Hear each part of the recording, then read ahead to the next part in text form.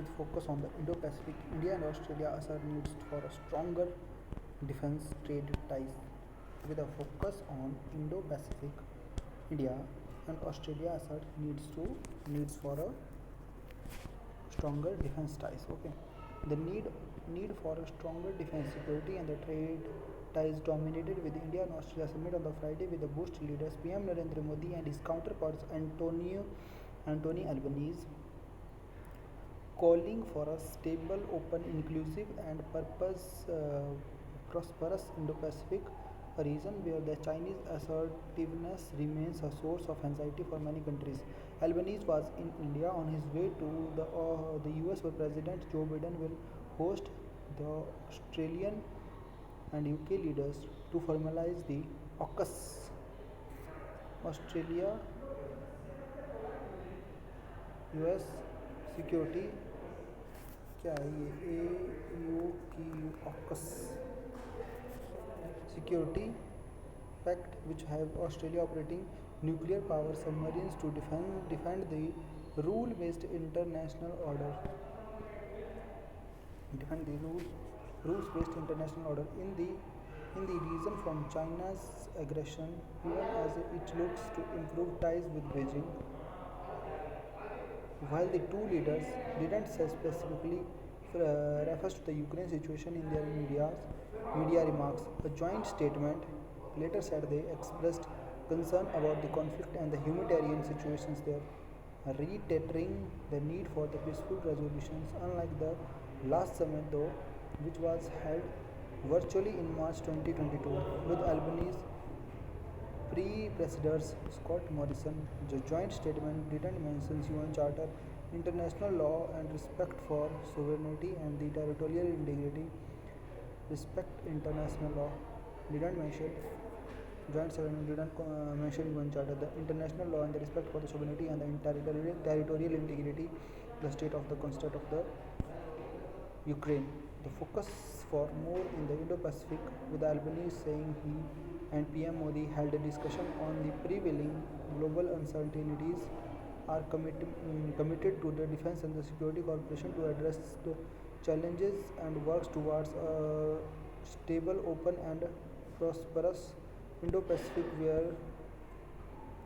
whereas both countries said in their joint statement, so both countries said in their joint statements, sovereignty, territorial integrity, and the rule-based orders are respected. The rule-based order are respected. Albanese welcomed the upcoming Malabar exercise, with Australia's will host in the August, and also increased information sharing in defense with India, including a maritime domain. While it's not officially in Quad exercise, it will see participations by all its members countries. Albanese invited the PM for the Quad summit that Australia will host in May. Modi said security cooperation was an important pillar for the comprehensive strategic partnership between the two countries, and that they had a detailed discussion on maritime security in the Indo-Pacific regions and increasing mutual defense and security cooperations. According to the joint statement of the two PMs, agreed that as a practical step, India and Australia may continue to explore conduct of aircraft deployments from each of the territories to the build operational familiarities and the enhance maritime domain awareness. On a trade, Albanese said both leaders wanted to early conclusions of the ambitious comprehensive economic cooperation agreement, and he was hopeful for the deal will be finalized this year. With eye on China, India, US Inc. part on semiconductors. The US on Friday signaled that it will closely work with trusted partner India to help it produce and supply electronic goods for the global market, and signed an Ministry of Union on the semiconductor supply chain and the partnership seeking to boost India's bid to attract investments in the chip making here. The move, seen as a critical for the products from the mobiles to cars, came amid a signal from the Biden regime that the US will block access to tech but to military use by the China. The joint statement after the Commerce and Industry Minister Piyush Goyal met US Commerce Secretary Gina Raimondo said the two nations will look to collaborate on a next generation telecommunications including US would like to see India achieve its aspirations to play a larger role in the electronic supply chain and the Ministry of Union is designed to help achieve that goal. We have already India and US semiconductor industries to prepare an assessment for the where they have gaps that would guide our work. Modi rises temple attacks with Australia PM. PM Modi strongly raised the issue of a spate of attacks on Hindu temples in Australia with his visiting counterpart Antonio Albanese. Albanese assured him that safety of Indians was a special priority for him. Third news was Ukraine's capital restores most of its power supply. Ukraine capital restores most of its Ukraine capital restores most of its power supply on the Friday. Officials said as the country again responded swiftly and defiantly to the latest Russian missile and drone barrage targeting critical infrastructure. In what has become a familiar Russian tactics, in what has become a familiar Russian tactic since last fall, the Kremlin force struck Ukraine from afar amid months of the gritting battlefield stalemate on the front line in eastern areas. The apparent aim is to weaken Ukraine's resolve and compel the Ukrainian government to negotiate peace and Moscow terms. Ukrainian authorities scrambled to counter the bombardment consequences part of the recurring cycle of urban smash and repair that has brought little change in the course of the war that recently moved into its second year. The Institute for the Study of War, a Washington based think tank, said in an assessment that these missile strikes will not undermine Ukraine's will or improve Russia's position on the front lines.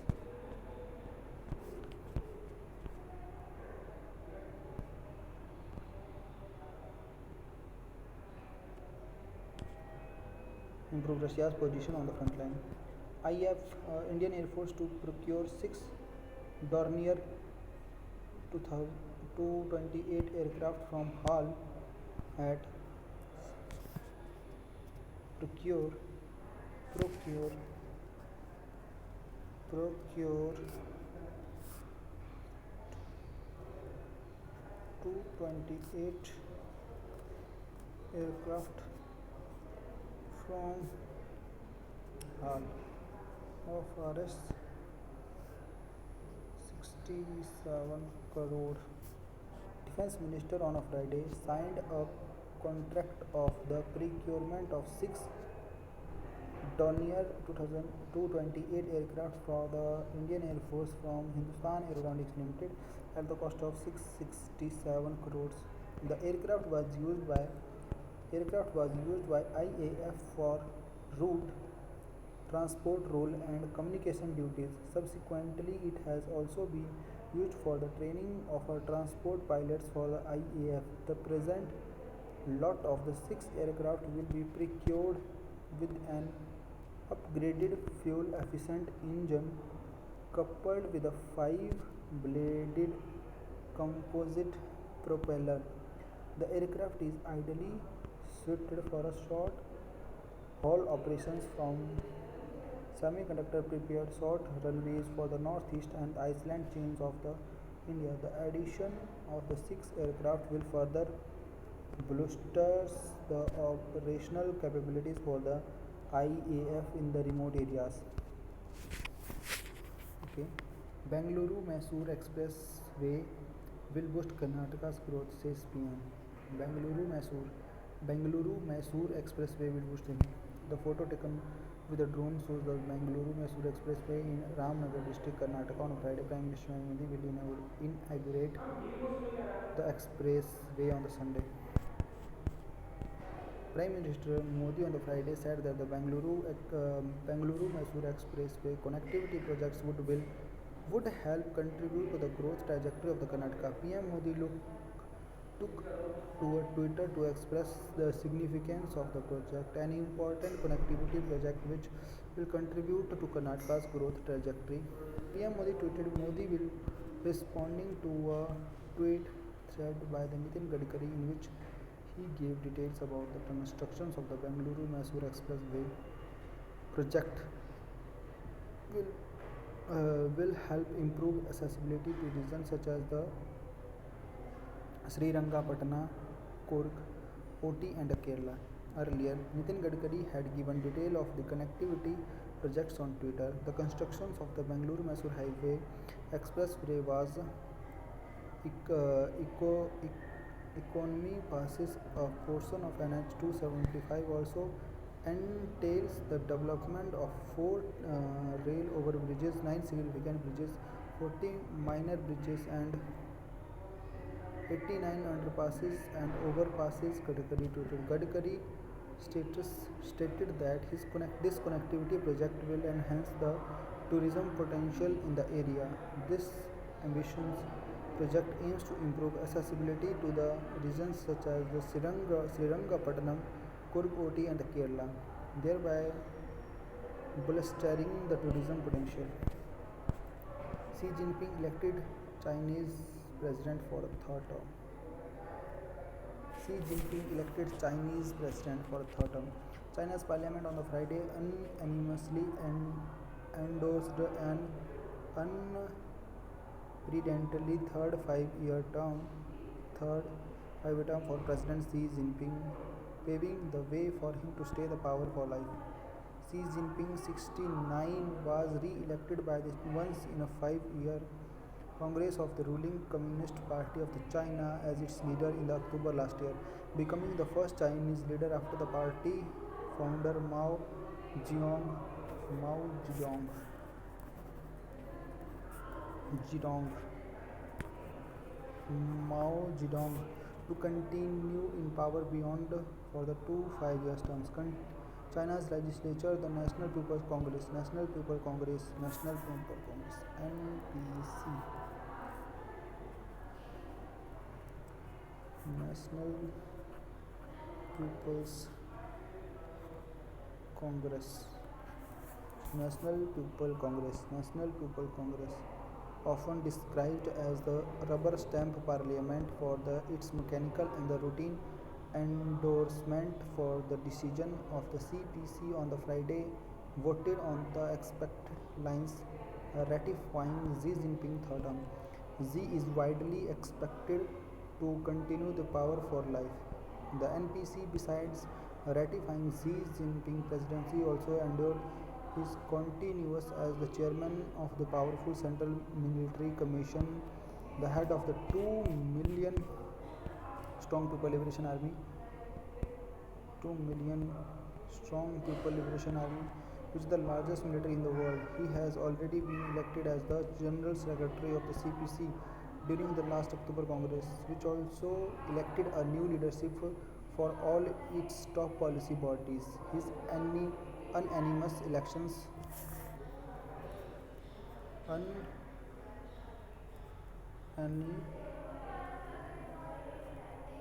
unanimous election by over 2950 legislator was announced in the internationally televised proceedings in the NPC.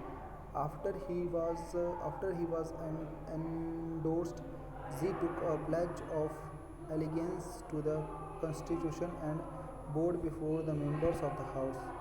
The NPC also endorsed Xi's close aide Han Jiang as a vice president.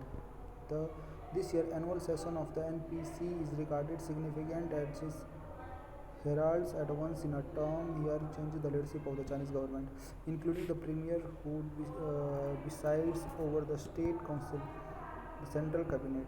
The term of the president, Premier Li Qinggang, will end with this year NPC session. His successor, widely expected to be Li Qiang, who is close associate of Xi, is likely to be elected by the NPC Saturday. Biden unveils USD 96.9 trillion budget, raises taxes on rich. Unveils USD 6.9 trillion budget. The President Joe Biden on Thursday unveiled the USD 6.9 trillion annual budget for the year 2024, which proposes a hefty tax on the rich, massive spending on social measures, and investment on the building key infrastructure. The budget was termed as a non-starter by the Republicans who have a majority in the House of the Representatives. Biden, at a rally in the Philadelphia, asserted that his budget reflects what we can do to lift the burden on the hardworking Americans, and it would reduce the deficit this year by USD 160 billion to support working parents. My budget expand access to the affordable child care for millions of families, and it's going to invest in paid family medical leave, Biden said, adding that this budget also invests in elder care and come care and restores the child tax credit. Biden said the budget will deliver funding to help the US lead the world again. My budget also invest in families. My budget also invests in critical issues that matters to families, increasing the supply of affordable housing, lower rental cost, and make it easier to buy at home, all of which will create generate economic growth and prosperity, he said.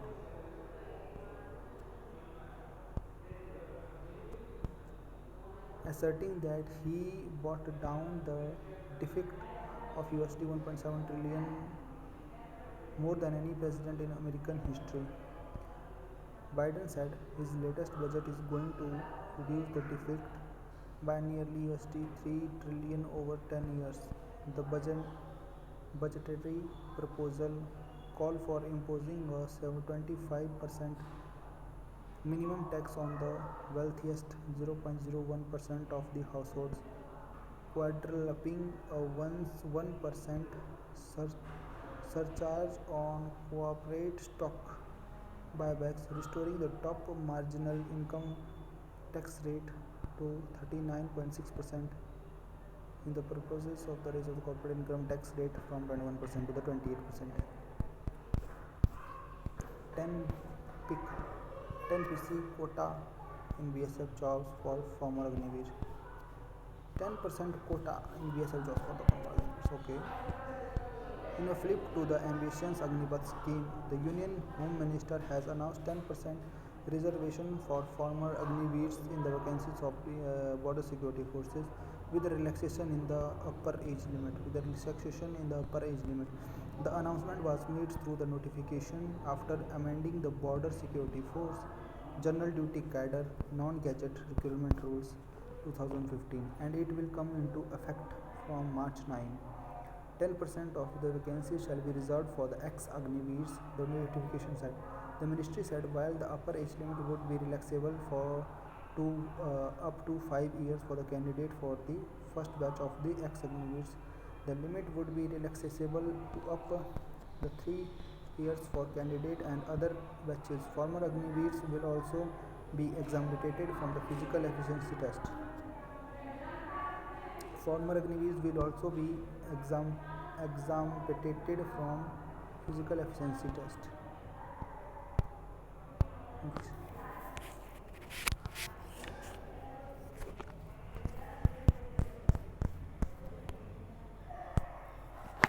Okay guys. Okay guys, that's all for the today guys. This is very important guys, and these news are very important. This is the news of the 11 March 2023. You know that we have to take a deep breath for this for this, and we have to counter the all by one, all in one, and you know that what was happening around you. Everyone, I don't know, everyone was.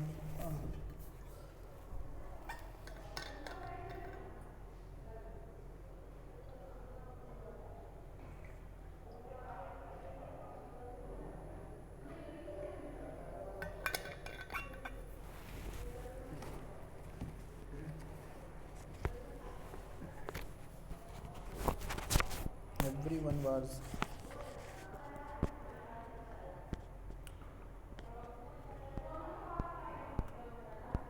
Okay, guys, let's make a strong video with a focus on Indo-Pacific. India and Australia also need to stronger defend trade ties. With eye on China, India, US, Inc. Pact of Semiconductors. Okay. Ukraine capital restores most of its power supply. IAF to procure 6 Dornier 20. Okay, IAF ने कितने का to procure 6 Dornier 2028 for 67 crores. Okay. Bengaluru Mysore Expressway will boost Karnataka growth, says PM. Xi Jinping elected Chinese president for a third term. Okay, Xi Jinping elected the Chinese president. Xi Jinping elected the Chinese president. Xi Jinping elected the Chinese president for third term. Xi Jinping elected the Chinese president for the third term.